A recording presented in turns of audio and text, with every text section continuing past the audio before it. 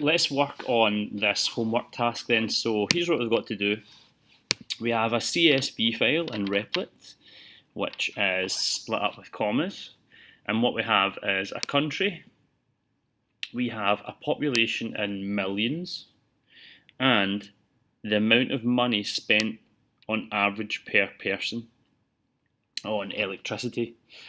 Now, what we want to do is read in and display all of that information in a nice table format. We're going to use the bubble sort to sort that data alphabetically. We're going to calculate the total spend for each country before indicating which country spends the most money. So again, lots of different ways we can achieve this. And when you're doing your final project, everyone is capable of doing this in different ways. It just depends on how we plan it. So let's get started. So the first thing that I would be doing is making a main menu, or a main part, to keep track of the main execution of the program. And within there, we would want to have a 2D array called electricity data, which I'll set to a blank array. And the first thing that we want to do is to create a function that will read in that data. Now, the reason I've made this variable here is because I want to avoid having local variables as much as possible. So, no global variables rather. So the first step that I'm going to do is read in data from CSV file to the array. So we can set up this function right away, because we know we're going to do the return electricity data equals, and then if we just give the function name read file, now there's no parameters being passed to it, we're just going to return them. So we need to go above the main function now and create this function that's going to read file. So we've done this a few times now, and it's always the same structure that we would use for it, where we read in each line at a time. So what we have to do is create another array to store this data. So I'm going to create declare to the array to store file details, and I'll just call that eData. I'm giving it a different name so we don't confuse the one in the main function. This is just a local copy that we'll use to store and return that data.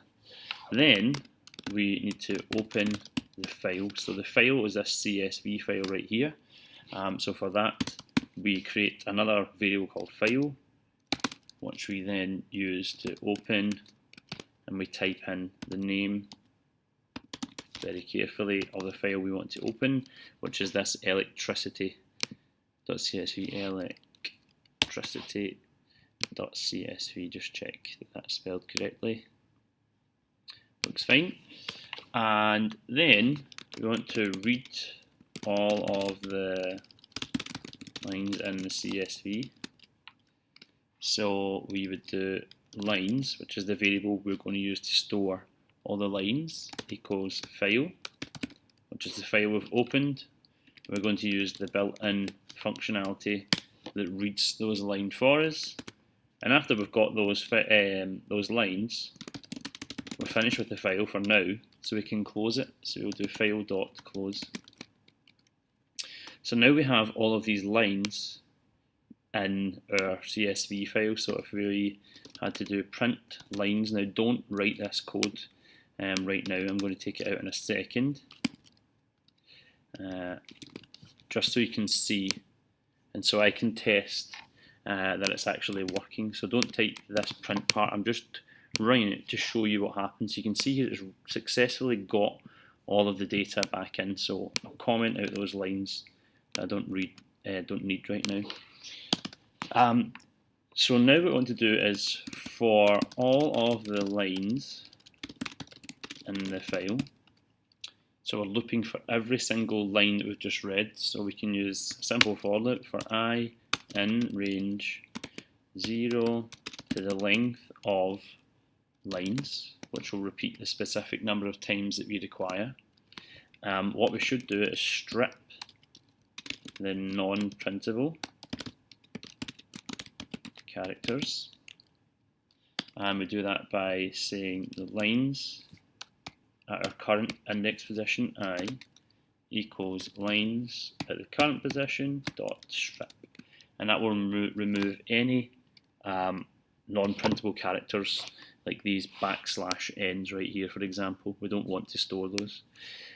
Then what we're going to do is append each line but split up. So append the record to the 2D array. So our array we've called eData here, and we want to use the dot append function to append the current lines, which is I, but we want to split it up based on the comma delimiter, if we take that correctly, so comma and in there. And what that will do is store it into the 2D array and print it a bit differently. So what I'll do this time is I'll bring back those comments, or delete those comments rather, and instead of printing lines this time we'll print eData. It will look similar, but you'll see it's different in the same respect, in that we've now got rid of all of those extra characters, and they're all in their own individual arrays. For example, if I wanted to print out only Spain, I print out 0, 0, and hopefully when I run it this time we only get Spain, and that's it now working as a proper 2D array. And if I wanted to see what the second country in the list is, change that to position 1, I think it was Germany, or well it's Italy, and we should see there, if you look here, Italy is at the next position. So for Singapore it's in number 5, so if we print out the 4th index, remembering we start at 0, it prints out Singapore. So I'm going to take that comment out, and I'm going to leave the main for now so it functions. Now the last thing that we must do in the read file is, if we remember when we made the main function, we were returning the 2D array of data that we stored. So we need to return eData, and that means the data we've got from eData is now stored in electricity data. So we've passed that parameter and we don't need to have a global variable anymore. And what we could do is use this as a predefined function to read and return a file for us. So go ahead, test that. By all means, get it to print out and make sure that your your read file is working correctly before moving on to the next part of this activity.